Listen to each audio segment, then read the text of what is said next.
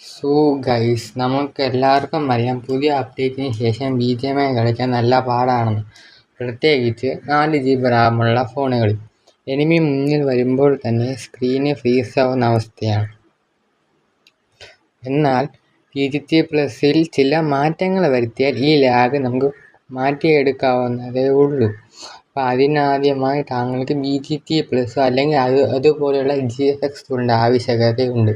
അപ്പോൾ ഞാൻ നിങ്ങൾക്ക് ഡിസ്ക്രിപ്ഷൻ ബോക്സിൽ PGT+ ഡൗൺലോഡ് ചെയ്യാൻ ലിങ്ക് മാത്രം നൽകുന്നുണ്ട്.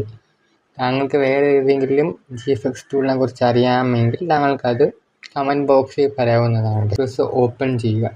സെറ്റിങ്സ് കൊടുക്കുമ്പോൾ നല്ലപോലെ ശ്രദ്ധിക്കണം. റെസൊല്യൂഷൻ 960 540 ആക്കി വയ്ക്കുക.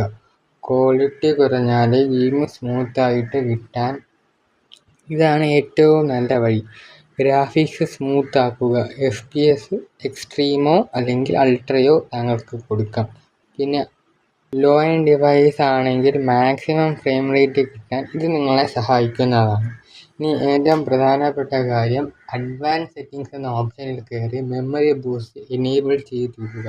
പിന്നെ ഒരു കാര്യം നിങ്ങൾ ശ്രദ്ധിക്കണം, നിങ്ങളുടെ മൊബൈൽ Android 14 അല്ലെങ്കിൽ Android 15 ആണെങ്കിൽ ഈ PGT+ ഉപയോഗിക്കുകയാണെങ്കിൽ നിങ്ങൾക്ക് ഷിസുക്കു ആപ്ലിക്കേഷൻ ആവശ്യകതയുണ്ട്.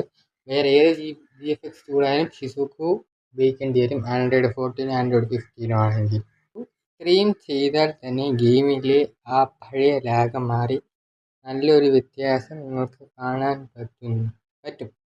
ഒന്ന് ട്രൈ ചെയ്തിട്ട് റിസൾട്ട് താഴെ കമൻറ്റ് ചെയ്യൂ. വീഡിയോ ഉപകാരപ്പെട്ടാൽ ചാനൽ ഒന്ന് സബ്സ്ക്രൈബ് ചെയ്യാനും മറക്കരുത്.